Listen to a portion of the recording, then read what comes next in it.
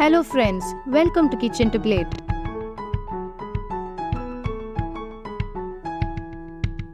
இன்னைக்கு நம்மளுக்கு உடம்பு சரியில்லை, அதனால ஈஸியாக 10 நிமிஷத்தில் பிரேக்ஃபாஸ்ட்டை முடிச்சு தூக்கி போட்டு போகிற மாதிரி ஒரு டிஷ்ஷு பார்ப்போமா?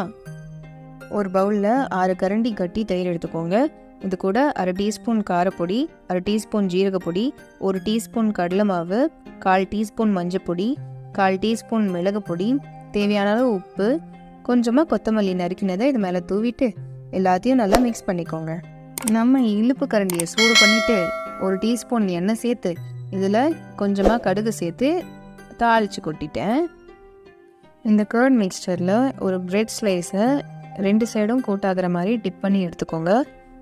ஒரு நான்ஸ்டிக் தவாவை சூடு பண்ணிவிட்டு 2 சைடும் ஃப்ளிப் பண்ணி ப்ரெட்டு டோஸ்ட் பண்ணிக்கோங்க. செஞ்சு முடிச்சுட்டு தட்டில் எடுத்துகிட்டு போய் வச்சேன்னா இப்படிங்கிறதுக்குள்ளே காலி ஆயிடுச்சு. இந்த ரெசிபியை ட்ரை பண்ணி பார்த்துட்டு எப்படி வந்ததுன்னு எங்கள் கமெண்ட் செக்ஷனில் சொல்லுங்கள். பிடிச்சிருந்தா எங்கள் சேனலை சப்ஸ்கிரைப் பண்ணுங்கள், அப்படியே ஃப்ரெண்ட்ஸோடையும் ஷேர் பண்ணிடுங்க.